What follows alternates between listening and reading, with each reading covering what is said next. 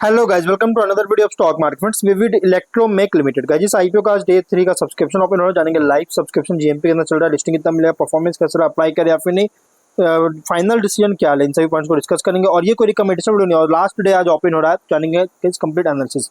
चलिए friends, video को start करते हैं।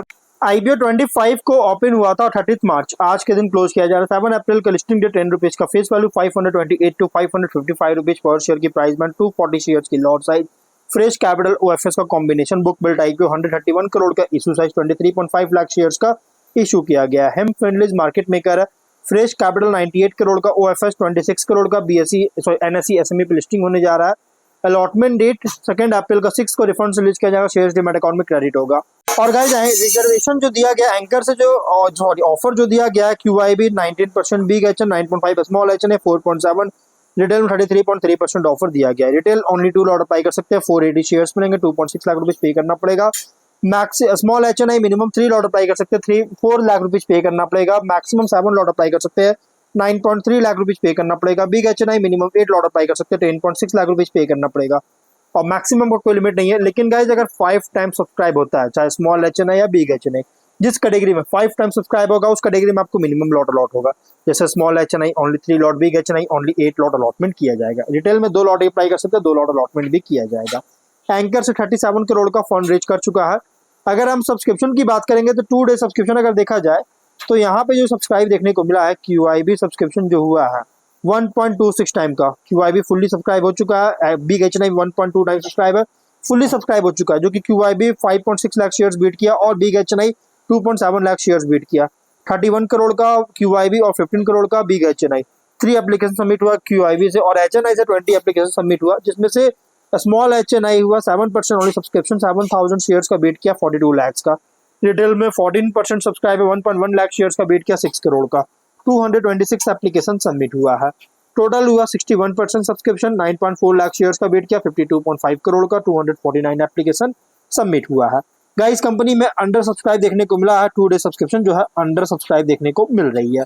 अगर जीएमपी की बात करेंगे तो कंपनी का जो जीएमपी ट्रेड कर रहा है, अगर देखा जाए तो 0 रुपीज का जीएमपी है, विच मीन्स कंपनी फ्लैट या तो डिस्काउंट लिस्टिंग करेगा, कोई खास लिस्टिंग मिलने के चांसेस नहीं है। बिजनेस की बात करेंगे तो कंपनी के बिजनेस पर मैं ज्यादा कुछ बात नहीं करूंगा, क्योंकि मैंने ऑलरेडी इस पर वीडियो बना रखा है। मैं फिर भी बता देता हूँ, कंपनी एलवी, एमवी और इलेक्ट्रिकल पैनल्स और ऑटोमेशन सिस्टम, जो कि power distribution, load management etcetera के द्वारा रिक्वायर्ड होता है, इसका मैन्युफैक्चर कर रही है।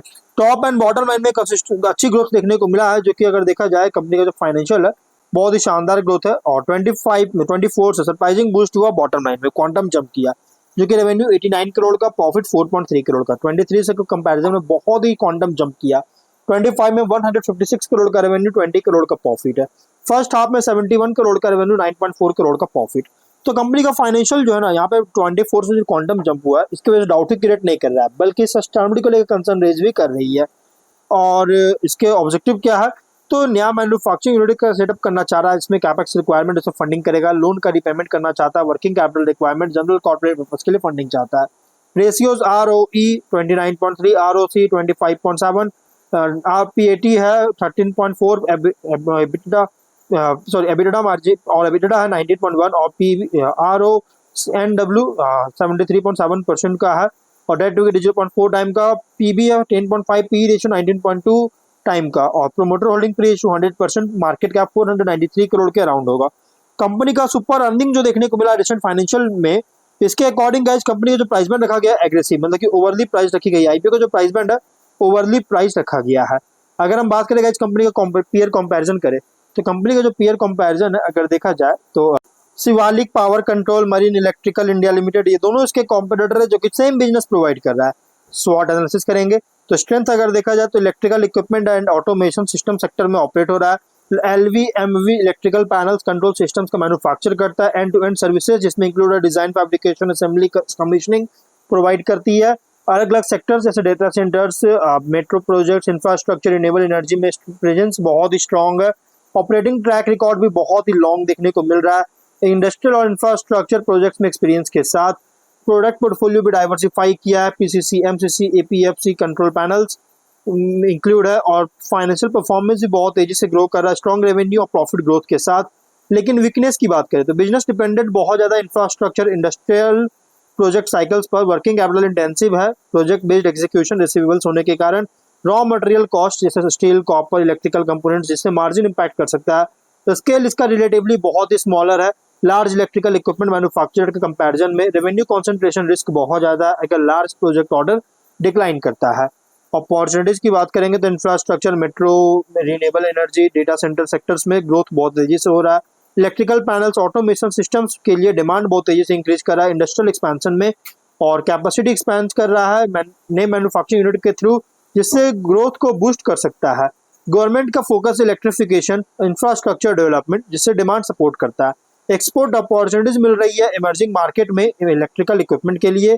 और थ्रेट की बात करें तो कंपटीशन बहुत ही स्ट्रॉन्ग है लार्ज इलेक्ट्रिकल इक्विपमेंट और ऑटोमेशन कंपनी से। रॉ मटेरियल प्राइस में वोलेटिलिटी के कारण प्रॉफिटेबिलिटी को अफेक्ट कर सकती है। और अगर इंफ्रास्ट्रक्चर प्रोजेक्ट्स में डिले होता है तो ऑर्डर एग्जीक्यूशन को इम्पैक्ट कर सकता है। टेक्नोलॉजिकल चेंजेस अगर आता है ऑटोमेशन सिस्टम्स में तो कंटिन्यूअस अपग्रेड्स रिक्वायर होगा। इकोनॉमिक स्लो डाउन अगर होता है तो इंडस्ट्रियल और इंफ्रास्ट्रक्चर इन्वेस्टमेंट्स को रिड्यूस कर सकता है। पीआर कॉन्टेक्स्ट अगर बात करें तो लार्ज इलेक्ट्रिकल इक्विपमेंट कंपनी से कंपेयर करें तो ये ऑपरेट हो रहा है as a mid scale manufacturer. Focus है इलेक्ट्रिकल पैनल्स, ऑटोमेशन सिस्टम्स पर। मिड टियर प्लेयर से कंपेयर करें तो product quality, customisation capability, project execution strength पर compete कर रही है। इन्वेस्टर के लिए आईपीओ रिप्रेजेंट कर रहा है capital goods and electrical infrastructure play, जहां ग्रोथ डिपेंड करता है infrastructure demand, execution capability, cost management पर। तो ओवरऑल अगर बात करें आईपीओ जो है स्मॉल इक्विटी बेस है, पोस्ट आईपीओ इंडिकेट कर रहा है माइग्रेशन के लिए लंबा टाइम ले सकता है मेन बोर्ड में, और इसलिए गाइस थोड़ा रिस्की आईपीओ है। और ये प्योर मीडियम टर्म आईपीओ है, जो भी फाइनल डिसीजन लीजिएगा अपने रिस्क पर लीजिएगा। ये कोई रिकमेंडेशन वीडियो नहीं, तो मिलते हैं नेक्स्ट वीडियो में। Till then bye bye.